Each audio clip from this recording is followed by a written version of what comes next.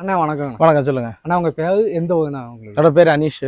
ஊர் வந்து சித்திரங்கோடு. என்ன வேலை பார்க்குறீங்க? நான் வந்துட்டு ஒரு கடையில் ஒர்க் பண்ணிட்டு இருக்கேன். இப்போ தமிழ்நாட்டில் நடக்கக்கூடிய இந்த சட்டமன்ற தேர்தலில் வந்து உங்களுடைய ஓட்டு யாரு சிஎம்மாக இருந்தால் நல்லா இருக்கணும்? 100% சீமான் தான். என்ன காரணம்? காரணம் என்னன்னா, அரசியல் பண்ண தெரியாதவங்க இப்போதைய அரசியலில் இருக்காங்க. ஸோ காரணம் என்னன்னா, ஃபஸ்ட்டு நம்ம வாழ்ந்துட்டு இருக்கிறது இந்த பூமியிலங்கிறது எல்லாருக்கும் தெரிஞ்சிருக்கணும். நம்ம வந்துட்டு வேற எங்கேயோ வாழ்ந்துட்டு இல்லை, பூமியில தான் வாழ்ந்துட்டு இருக்கோம். இங்கே என்ன வாழ்வாதாரம் நம்மளுக்கு தேவையோ அதை தான் முதல்ல சரி பண்ணணும். அப்படிதானே? நமக்கு தேவையில்லாத கார் ரேசிங்கோ, தேவையில்லாத மதுபான கடையோ, இல்லை தேவையில்லாத இந்த மலைகளை அடிச்சுட்டு போகிறதோ, இதெல்லாம் நமக்கு தேவையில்லாத காரியங்கள். முதல்ல நமக்கு வாழ்வாதாரம் என்னது? நீர், நிலம், காற்று. காற்றை மாசுபடுத்தினா அவங்க உடம்புல இருக்கக்கூடிய காற்று தானே மாசுபடும். நீரை மாசுபடுத்தினா அவங்க உடம்புல இருக்க நீர் மாசுபடுமா? ஸோ முதல்ல நம்மளுடைய இயற்கையும் வாழ்வாதாரத்தையும் பாதுகாக்காத கட்சிங்கிற பட்சத்தில் அது வேண்டாம். முதல்ல நம்மளுடைய வாழ்வியல் தான் ரொம்ப இம்பார்ட்டன்ட். இதை வந்துட்டு எப்படி சொல்லியது, தூக்கி எறிஞ்சிட்டு நாங்கள் கொள்ளையடிப்போம், மதுபானம் விற்போம், கடவுள் இல்லைன்னு சொல்லுவோம், அடுத்து ஒரு ஆள் கடவுள் இருக்குன்னு சொல்லுவாங்க. இப்படியெல்லாம் அரசியல் பண்ணிட்டு இருந்தா இது அரசியலுக்கான வழிமுறை கிடையாது. மக்களுடைய வாழ்வாதாரமும் அவங்களுடைய அடுத்த நிலை, அடுத்து மக்களுடைய அடுத்த வேலை வாய்ப்பு, இதை பத்தி யோசிக்கணும். அதை பத்தி யோசிக்கிறது இல்லை. வாழ்வாதாரம் அதை பத்தி யோசிக்கிறது கிடையாது. இல்லை இன்னொரு காரியமா இருக்கட்டும், மக்களுடைய நலன்கள் அதை பத்தி யோசிக்கிறது கிடையாது. ஃபுல்லா ஃப்ரீன்னு கொடுத்தா ஓட்டு விழுந்துரும். சார், இப்போ நாம் தமிழர் கட்சியிலே உங்களுக்கு பிடிச்ச கொள்கை என்ன? சீமான் அண்ணனுடைய ஒரு அடிக்கடி சொல்லக்கூடிய ஒரு கொள்கை உங்களுக்கு பிடிச்சது என்ன? எனக்கு ரொம்ப பிடிச்சது அவர் இயற்கையை சார்ந்து அவருடைய அரசியல் இருக்கு. இயற்கையை சார்ந்த அரசியல் இருக்கனால தான் நான் முதல்ல சீமானனை வந்துட்டு ரொம்ப ஆதரிக்கிறேன். ஏன்னா ஒருத்தன் உட்கார்றதுக்கு முதல்ல சேர் வேணும், இல்ல தரை இருக்கணும். அப்படிதானே? எதுவுமே இல்லாத உட்கார்னா கீழே விழுந்துரும். ஸோ அதை அவர் கரெக்டா பண்றாரு.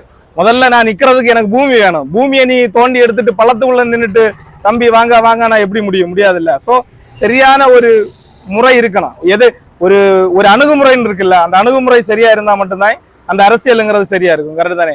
அதனால அவர் போகக்கூடிய அணுகுமுறை சரியா இருக்கு. அதனால நாங்க அவரை பின்பற்றிட்டு இருக்கோம். இப்போ தமிழ்நாட்டில் வந்து 4 முனை போட்டிங்கிறது வந்து அதிகமாக இருக்கணும். ஏன்னா திமுக, அதிமுக, நாம் தமிழர் கட்சி, புதுசாக வந்த தேவைக்க கட்சி, இல்லை இளைஞர்களும் பெண்களும் அதிகமாக தேவைக்க கட்சி வந்து சார்ந்து பேசுறாங்க. அதை பத்தி உங்களுடைய கருத்து என்ன? அதாவது புரிதல் உள்ளவங்க நாம் தமிழர் கட்சியில இருப்பாங்க. கரெக்டான அரசியல் புரிதலும் இயற்கை புரிதலும் உள்ளவங்க நான் தமிழர்களுக்கும் அந்த இளைஞர்களுக்கும் நீங்க சொல்றதுன்னா என்னென்ன சொல்ல? சிம்பிள். அதான் இன்னொன்னு சொல்றேன், நடிப்பு இதை சார்ந்து இருக்கிறவங்க, அதாவது எனக்கு நடிக்கணும், இன்ஸ்டாகிராம்ல அப்படி ஒரு வீடியோ அதுல ஒரு ஆளு அப்படின்னு பேசணும்னு அவங்க பெரிய ஆளா காமிப்பாங்க. அவங்களுக்கு வந்து விஜயோட கட்சி கரெக்டா இருக்கும். கரெக்டு தானே? எங்களை பொறுத்த அளவுல இயற்கை, மக்களுடைய வாழ்வாதாரம், என்னுடைய அடுத்த தலைமுறை சரியா இருக்கான்னு நான் தமிழர் இருப்பாங்க. எவ்வளவு வேணாலும் கொள்ளை அடிக்கலாம், ஸ்டேஷன்ல போனா மரியாதை அப்படி கச்சாப்பா நெஞ்சு நிமித்திட்டு நிக்கலாங்கிற திமுக இது போல இருப்பாங்க. இதுதான் கரெக்டான இது. உண்மையிலே இப்ப இங்க இப்படிதான் நடந்துட்டு இருக்கு. இப்போ உங்க தொகுதியில் வந்து படித்த இளைஞர்களுக்கு வேலை வாய்ப்புங்கிறதா இருக்காங்க? கண்டிப்பா இல்ல, ரொம்ப கம்மி. என்ன காரணம்? காரணம் என்னன்னா, நிறைய பேர் இன்னைக்கு இந்தியாரங்களை வச்சு தான் வேலை பாக்குறாங்க. இங்க முக்காவாசி பேர் இப்ப நான் வேலை பார்க்கக்கூடிய ஷாப்லயே 3 இந்தியாரங்க போட்டிருக்காங்க. ஏன்னா கம்பெனிக்கு அதுதான் லாபம் அப்படிங்கிற மாதிரி போடுறாங்க. அது காரணம் என்னது? நம்ம இளைஞர்களுக்கு வேலை வாய்ப்பு இல்லாததுதான். எப்படி இருந்தாலும் அவங்க குறைந்த கூலிக்கு தானே வேலை பார்க்காங்க. அது அவங்களுடைய இதுதானே. அதை நீங்க எப்படின்னா இது குறைந்த கூலிக்காக அப்படின்னு சொல்லிட்டு ஒருத்தனுடைய வாழ்வாதாரத்தை இவன் நான் சிம்பிளா சொல்றேன், உங்க வயிற்றுக்கு வச்சிருக்கக்கூடிய சோறை நீங்க இன்னொருத்தவங்களை எடுத்து கொடுப்பீங்களா பசியா இருக்கும் போது? அதை எடுத்து கொடுக்குற அப்படின்னா அதுக்கு பேர் என்னது? பதில் இருக்கா அவங்கள்ட்ட? இல்ல. உங்க வயிற்றுக்கு வச்சிருக்க சோறை நான் எடுத்து இன்னொரு ஆள்கிட்ட கொடுத்து நீ சாப்பிடுன்னு சொல்லி கொடுத்துட்றேன், நீங்க பசியோட போறீங்க, உங்களால என்ன பண்ண முடியும்? அதே தான் இங்க நடந்துட்டு இருக்கு. என்னுடைய வேலையை எடுத்து அவங்களுக்கு கொடுக்கும் போது நான் பசியாறிட்டு இருக்கேன், நான் பசியோட இருக்கேன். முதல்ல என்னுடைய வேலை வாய்ப்பை நிலைப்படுத்தணும், அதுக்கப்புறம் நம்மளுடைய பொருளாதாரத்தை கூட்டணும், அதுக்கப்புறம் நம்ம எக்ஸஸ் ஆள் தேவைப்பட்டா வெளியில 2 ஆள் எடுத்துக்கலாம், தப்பு இல்ல. அவங்களுக்கு இங்க வர்றதுக்கான சரியான அணுகுமுறையை கொடுக்கணும். வர்றவங்க போலீஸ் ஸ்டேஷன்ல கரெக்டான போலீஸ் வெரிஃபிகேஷன் சர்டிஃபிகேட் வாங்கிட்டு வந்துட்டு சரியா இருக்கணும். அப்பதான் இங்க நிறைய கற்பழிப்புகள் இருக்குது. ஏன் நம்ம தமிழ்நாட்டிலேயே சொல்ல போனா திமுக அரசுலாம் சொல்றதுக்கு தேவையில்லை, லைனா பார்த்துட்டு தான் இருக்கோம் கொள்ளை கற்பழிப்புகள் எல்லாம். ஸோ சரியான ஒரு அணுகுமுறையில் அவங்களும் இங்க வந்தாங்கன்னா நம்ம தமிழ்நாடு சேஃப்டியா இருக்கும். இப்போ இந்த வேலை வாய்ப்பு இல்லைன்னு சொல்லி வந்தாங்களா, இதுக்கு நாம் தமிழர் கட்சி வந்து என்ன மாதிரி அணுகுமுறை முன் வச்சாங்க? தற்சார்பு கொள்கை மிகப்பெரிய அணுகுமுறை. தற்சார்பு இப்ப நான் சிம்பிளா சொல்றேனே, என் வீட்டுல 10 கத்திரிக்காய் செடி இருக்குன்னா ஒரு நாளைக்கு 5 கத்திரிக்காய் செடி வந்தனா நான் 5 கத்திரிக்காய் வாங்க வேண்டிய செலவு இருக்காது. அப்ப என்ன ஆகும்? மார்க்கெட்ல அந்த கத்திரிக்காய் தேவையில்லாம மார்க்கெட்டிங் கம்பெனிக்காரன் கையில போகாது. அப்படித்தானே? ஸோ தற்சார்பு கொள்கைன்னு சொல்லும் போது வீட்டுக்கு நிறைய மாடு வளைக்க, கோழி வளைக்கலாம் குற்றம் சொல்லியாங்க. பால் வேணும், இறைச்சி வேணும், அதெல்லாம் நல்லா திம்போம், ஆனால் வளர்க்க மாட்டோம். எங்கண்டு கிடைக்கும்? தோண்டி எடுக்க முடியுமா? முடியாது. வெஜிடபிள் வேணும், ஆனால் விவசாயம் பண்ண மாட்டோம். எப்படி? ஸோ தற்சார்பு கொள்கைங்கிறது உள்ள வரும்போது ஆட்டோமேட்டிக்காக வேலை வாய்ப்புங்கிறது கூடிடும். இப்போ இதே இதில் வந்து நான் ஒரு கேள்வி கேட்கணும். ஏன்னா இப்போ இந்த திராவிட கட்சிகளை வந்து மக்கள் வந்து படிக்க வச்சு ஒரு வேலை வாய்ப்புங்கிறது ஒரு முன்னோக்கி கொள்கையை கொண்டு போவதான் மக்கள் வந்து கருத்து விமர்சனம் ஆகுது. இதே நாம் தமிழர் கட்சி வந்து அதாவது ஆடு மாடு வளர்க்குறதுன்னு சொல்லி ஒரு பின்னோக்கி கொண்டு போவதா சமூக ஊடகத்துல கருத்து வருது. இதுக்கு உங்களுடைய பதில் என்னன்னா உங்களுடைய கருத்துக்களை சொல்லுங்க. ஆடு மாடுகள் வளர்த்து கொண்டு போறது முன்னோக்குதான் நாங்க சொல்லியோம். அவங்க என்ன மாதிரியான வேலை வாய்ப்பை ஏற்படுத்தி கொடுத்துட்டு அவங்க முன்னாடி போறேன்னு சொல்லியாங்க. என்ன மாதிரியான வேலை வாய்ப்பு அவங்க இப்ப சொல்றாங்க, என்ன முன்ன கூட்டிட்டு போயிட்டான்னு சொல்லியாங்க. எங்க கூட்டிட்டு போனாங்க? கூட்டிட்டு போன ஒரு பாயிண்ட் உங்கள்ட்ட இருக்கா? ஏதாவது நாங்க வந்து ஒரு வேலை திட்டத்துக்கு இதை ஏற்பாடு பண்ணியிருக்கோம் அப்படின்னு ஏதாவது ஆன்சர் இருக்கா? இல்ல. நாங்க கொண்டு போகல, நாங்க கொண்டு போனோங்கிறது வேற. சரி, நாங்க கொண்டு போகல, இனி வரும்போது கொண்டு போவோம். அவங்க கொண்டு போனதுக்கு ஏதாவது ஆதாரம் இருக்கா? ப்ரூஃப் இல்ல. வேலை வாங்கி கொடுத்தோம் தான் சொன்னாங்க. வேலை வாங்கி கொடுத்ததுக்கான ஆதாரம் காலியிடங்கள் கவர்மெண்ட்ல எவ்வளவு காலியா இருக்குது. பஸ்ஸுக்கு டிரைவர் எடுக்கல, ஸ்டேஷனுக்கு ஆள் எடுக்கல, எவ்வளவு கிடக்கு. ஏன் இதெல்லாம் ஃபில் பண்ணாம வச்சிருக்காங்க? பின்ன எப்படி வேலை வாய்ப்பு கொடுத்தாங்கன்னு அவங்க சொல்ல முடியும்? சரிதானே? இப்போ உங்களுடைய தொகுதிங்கும் போது இங்க அதிகமா கனிம வள கடத்தல் இந்த மாதிரி ஒரு பிரச்சனை வந்து மக்கள் அதிகமாக ஃபேஸ் பண்ணுறாங்க. இதை பற்றி உங்களுடைய கருத்துக்கள் என்னென்ன? அதாவது அண்டை மாநிலங்கள் வந்து கழிவுகளை கொண்டு கொட்டுவதும் இந்த மக்கள்கிட்ட வந்து கனிம வளங்களை எடுத்து கடத்தல் பண்ணுவதும் அதிகமாக நிகழ்வுங்கிறாங்க. இதை பற்றி உங்களுடைய கருத்து? இந்த கன்னியாகுமரி மாவட்டத்துல பத்மநாபபுரம் தொகுதியில அமைச்சர் மனோ தங்கராஜ் அவருடைய எம்எல்ஏ இருக்காங்க. இந்த தொகுதியில தான் அளவுக்கு அதிகமாக கனிம வள கொள்ளை நடந்துட்டு இருக்கு. சித்திரங்கூர்ல மட்டுமே 4-5 கல்குவாரிகள் இருக்கு. பாறைகளை அடிச்சு தாறுமாறா அடிச்சு நீ ஒரு நைட் 8 மணிக்கு மேல வாங்க, உங்களை கூட்டு போறோம்.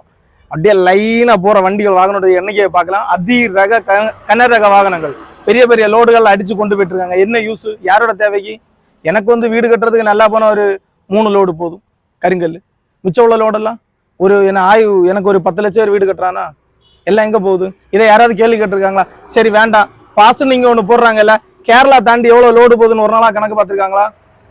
கூட சொல்லுங்க. ஒரு பெரிய செக் போஸ்ட ஒரு நாள் இவ்வளவு லோடு தான் வெளியே போகுதுன்னு சொல்லிட்டு அவங்கள அறிக்கை விட சொல்லுங்க. கரெக்டா விடுவாங்களா? முடியாதுல்ல, பண்ண முடியாதுல்ல. அப்படின்னா இதை பண்ணியாச்சுன்னா அவங்களுடைய வருமானம் போச்சுது இல்ல. ஸோ இங்கிருந்து பண முதலைகள் பணங்கள் நிறைய போகுது, அவங்க அலோவ் பண்றாங்க. இது மீண்டும் தொடர்ந்துட்டு தான் இருக்கு. இதனால பாதிக்கப்பட போறது வந்துட்டு அவங்களுடைய குடும்பமோ இல்ல திமுக குடும்பமோ கிடையாது, எங்களுடைய குடும்பங்கள் தான் பாதிக்கப்பட போகுது. அதனால அடுத்த ஒரு ஆட்சி மாற்றம் ஏற்பட்டால் மட்டும்தான் இதை சரி கட்ட முடியும். இப்போ இந்த கனிம வள கடத்தல் இந்த பிரச்சனையில வந்து நாம் தமிழர் கட்சி மக்கள் கூட எந்த விதத்துல நின்று சப்போர்ட் பண்ணுது, எப்படி போராட்டத்துல ஈடுபடுறாங்க? அதாவது இது வரைக்கும் நாங்க குறையாம 200-300 போராட்டத்துக்கு மேல முன்னெடுத்த சவால்கள், போலீஸ் கேஸுகள் இதெல்லாம் நாங்க மக்களுக்காக முன்னணிப்போம். எங்க பேர்ல கேஸ் போடுவாங்க. அதிகமான வழக்குகள், கொலை மிரட்டல். ஒரு வாட்டி இதே சீலானனை வெட்டோத்தி எடுத்துட்டு துரத்துனாங்க. நாங்க வந்தப்புறம் எங்களை கண்டோன்னு விட்டுட்டு ஓடினாங்க. இந்த மாதிரி நிறைய சம்பவங்கள்லாம் நடந்திருக்கு. இவங்க காசுக்கு மேல என்ன வேணாலும் பண்ணட்டும், பிரச்சனை இல்லை. ஆனா நாங்க கடைசி வரைக்கும் நாம் தமிழர் கட்சியில தான் இருப்போம். இந்த இயற்கை வள கொள்ளைக்கு எதிராட்டு கண்டிப்பா போராட்டம் நடத்துவோம். ஸோ பணத்துக்காகவும் இன்னொன்று ஒரு சினிமா காட்சிக்காகவும் பின்னாடி போறவங்க போட்டு நாங்க போக மாட்டோம். நாங்க என்னைக்குமே இந்த பூமிக்காகவும் எங்களுடைய பூமி தாய்க்காகவும் இந்த இயற்கைக்காகவும் மட்டும்தான் நாங்க இந்த அரசியல்ல நிற்கிறோம். ஆனா இப்போ அதாவது உங்களுடைய பிரதிநிதி பார்லிமெண்ட் அதாவது எம்பியா அண்ணன் விஜய் வசந்தா இருக்காங்க, சட்டமன்ற உறுப்பினர் அண்ணன் மனோ தங்கராஜ் இருக்காங்க. உங்களுடைய செயல்பாடு வந்து மக்களுக்கு எந்த அளவுலான பயனுள்ளதா? உங்களுடைய கருத்தை சொல்லுங்க. பயனில்லை, சுத்தமா பயனில்லை, நோ யூஸ். எதை வச்சு நான் சொல்றேன்? எதனாலையும் இல்லை. அதாவது மக்களுடைய தேவைகள் எதுவும் நிறைவேற்றப்படலை. பத்மநாபபுரம் தொகுதியில இவ்வளவு குளங்கள் கிடக்கு, தூர் வரப்படலை. சாலைகள் டேமேஜா இருக்கு, அதுக்கான ஏற்பாடு எதுவும் பண்ணல. கனிம வள கொள்ளை நடந்துட்டு தான் இருக்கு. நீங்க எதெல்லாம் எதிர்க்கிறீங்க? சிம்பிளா ஒரு கேள்வி. உங்க வீட்டு சாலைகள் சரியா இருக்குன்னு கேக்குறீங்களா? அது சரியாச்சா? இல்ல. அடுத்தது என்னது? உங்க வீட்டு குளம் நல்லா இருக்குன்னு ஆசைப்படுறீங்களா? சரியாச்சா? இல்ல. உங்க வீட்டு பக்கத்துல இருக்க மலை இயற்கை வளங்கள் பாதுகாக்கணும்னு நேசிக்கிறீங்களா? அது இல்ல. இது மூணுமே இல்லாத பட்சத்துல எப்படி சரியான அரசியல் கொடுத்தாங்க? சரி, ஸ்டேட் கவர்மெண்ட் தான் இப்படி, சென்ட்ரல் கவர்மெண்டா தட்டி கேட்கணும்ல, கேட்கணுமா இல்லையா? அதுக்கு தானே ஸ்டேட் அண்ட் சென்ட்ரல் இருக்குது. ஸோ முடியாத பட்சத்துல விஜயவசந்தா தட்டி கேட்கலாம்ல. இவ்வளவு மக்கள் எதிர்க்கிற பட்சத்துல நீங்க எதுக்காக இதை பண்றீங்க அப்படின்னு ஏன் கேட்கல? பணம் போகுது, கேட்கல, இவ்வளவுதான். சிம்பிள். ஒரு கையெழுத்து, இங்க ஒரு பாறை அடிக்க ஒரு கையெழுத்து. முதல்ல யார் கையெழுத்து போடணும்? முதல்ல யார் வந்து பார்ப்பாங்க அந்த பாறைய? லோக்கல்ல இருக்கக்கூடிய பிரசிடண்ட், மெம்பர். அதுக்கப்புறம் யாரு? Collector, MLA. அதுக்கப்புறம் யாரு? எம்பி. அதுக்கு அப்படிதான் சட்டசபையில போய் கையெழுத்தாய் வரும். இவங்க எல்லாரும் கண்ணிலையும் என்ன மண்ணு தூக்கி போச்சா? இவங்க யாருமே இங்க வந்து பார்க்கலையா? உங்களுக்கு தெரியாதா இதெல்லாம் மக்கள் வாழ்ற பகுதி, இங்க பாறைகள் அடிக்க கூடாதுன்னு?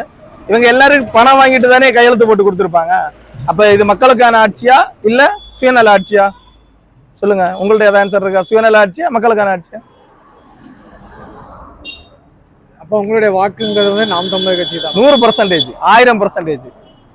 சீலானனுக்கு தான். எங்க நான் தமிழர் கட்சியில் இருக்கக்கூடிய பத்மநாபபுரம் தொகுதியில் நிற்கக்கூடிய வெற்றி வேட்பாளர் சீலானன் மட்டும்தான் கொடுப்போம். அது இந்த காலம் இல்லை, எந்த காலமானாலும் அவருக்கு மட்டும்தான். நன்றிங்க. நன்றி.